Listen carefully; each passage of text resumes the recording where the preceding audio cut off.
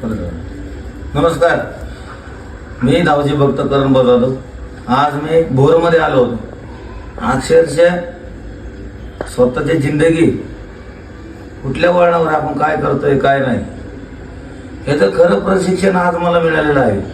आणि जीवनाचा आणि या आयकाळोबा आणि आदिमाय शक्ती धावजी बाबांचा एक मार्ग मला कशासाठी मिळाला आहे याची जाणीवपूर्वक माहिती आणि जाणीव मला आज कळालेली आहे. आज मी भोरमध्ये आलो होतो या ताईंच्या घरी. आज या ताईंच्या अडचणी या ताई तुम्हाला सांगतील, मग मी सांगतो. जवळ घे मग. 1 वर्ष झालं मी पॅरालिसिस.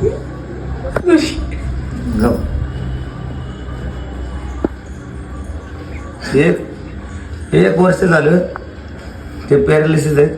पहिलेचा ते अपंग होत्या, त्यांच्या मिस्टरांना बोलायला ना ऐकायला येत नाही.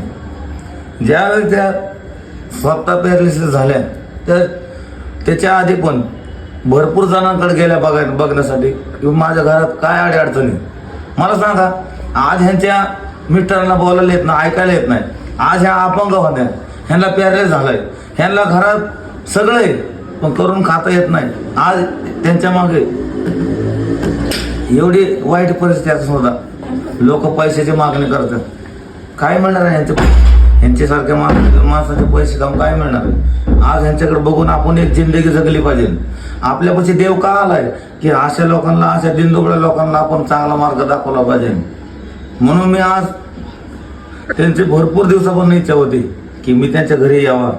आणि मी आज भरपूर दिवसानंतर मी त्यांच्या घरी आज आलोय. कशासाठी आलोय की त्यांना देवाची खरी गरज आहे म्हणून मी त्यांच्या इथं आलोय. आणि आज ह्या ताईंना मी शब्द देतो की आज त्यांना चालता येत नाही, उठता बसता सुद्धा येत नाही, पण मी धावजी भक्त करण दादा स्वतः सांगतोय की मी बघा भोल्या अडचणी असतात त्या गुरुमार्गातनं मोकळे होत असतात.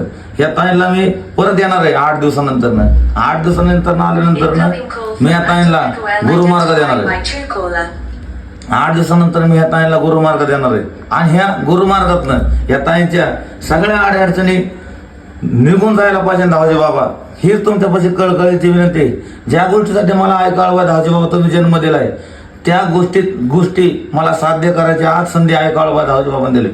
मी माझी अंतःकरणापूर्ण भक्ती धावजी बाबा ऐकावं समर्पित तुमच्यापाशी करतोय. आज ज्या गोष्टीसाठी तुम्ही मला एक जन्म दिलाय आणि ज्या गोष्टीसाठी तुम्ही माझ्या घरी आलात ना ऐकावं धावजी बाबा, आज अशा लोकांसाठी लढायची ताकद मला द्या आई. बस दुसरं काय नको.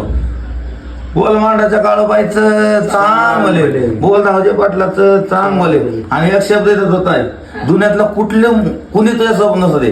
आज शब्द देत होतो ना, गुरु ही लांबची गोष्ट आहे, पण आज मी तुला माझी बहीण म्हणून स्वीकारतोय. आणि कधी पण गरज पडते फक्त या भावाला कधी पण हाक मार. तेवढा विश्वास आहे भावा मला तुमच्यावर.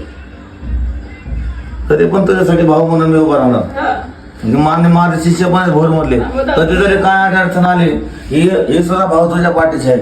कधी पण फोन करा नेमरात तुझ्यासाठी हजर होत्या. कोणत्या महाराजा काळोबाईचं सांग मले.